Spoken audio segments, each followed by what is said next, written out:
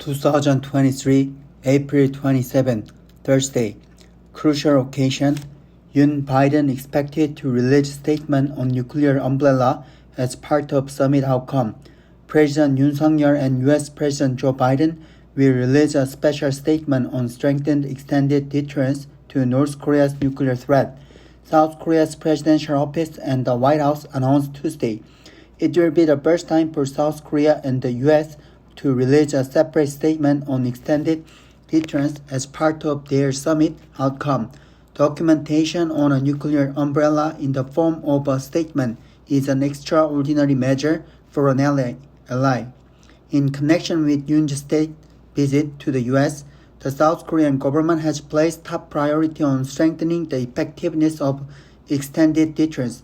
Considering North Korea's escalating nuclear and missile threats, it is timely to adopt such a statement. The North has been intensifying provocations and nuclear rhetoric. Pyongyang launched a record 69 ballistic missiles in 2022. Recently, North Korean leader Kim Jong-un threatened nuclear attacks on South Korea in front of a map on the South. The North test-fired a new solid-fueled intercontinental ballistic missile, which is said to be difficult to detect early. North Korea reportedly possesses dozens of nuclear warheads and continues to advance vehicles that carry them, escalating a sense of crisis in the South that is not nuclear-armed. This is why public support for South Korea's development of nuclear weapons is strong. The U.S. has vowed in principle several times to offer extended deterrence, including nuclear weapons. However, the South Korean people feel uneasy about taking the U.S. word for it. U.S. nuclear retaliation will likely lead to the North's nuclear attack on the U.S. mainland. Many in the South question if the U.S. is willing to take a risk of being nuclear attacked to retaliate against the North. But nuclear armament is an impracticable option. The international community won't tolerate it. The U.S. will oppose South Korea developing its own nuclear weapons. U.S. National Security Advisor Jake Sullivan said the Republic of Korea, South Korea, has been a good steward of its non-proliferation obligations under the Non-Proliferation Treaty and will continue to do so. So eyes are on what the statement will contain. In connection with this issue, Yoon said in a recent interview with Reuters that in terms of responding to a powerful nuclear attack, I think stronger measures than what NATO has should be prepared. U.S. nuclear weapon facilities are deployed in 5 members of NATO. NATO's Nuclear Planning Group acts as their senior body on nuclear matters in the alliance and discusses specific policy issues associated with nuclear forces.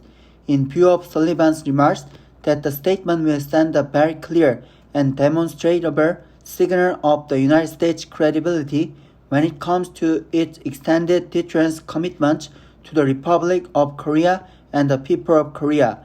The statement is certain to declare if North Korea attacks South Korea with nuclear weapons, the U.S. will retaliate with nuclear weapons. John Hill, the Deputy Assistant Secretary of Defense for Space and Missile Defense, said during a House hearing on April 18 that any nuclear attack by North Korea will be met with nuclear retaliation by the United States. It is difficult to say anything categorically about the content of the statement because it has not been released yet, but it is expected to contain content that strengthens South Korea's say about the nuclear umbrella. The statement will give a strong warning to the North that if it attacks South Korea with nuclear weapons, Pyongyang will be retaliated against with nuclear weapons. It will be a crucial occasion to ease South Koreans' concerns over North Korea's advancing nuclear and missile capabilities and take the 7-year U.S. alliance a step further, and it will have to be buttressed quickly by follow-up measures such as the creation of a new consultative body to deal with planning and execution of the nuclear umbrella.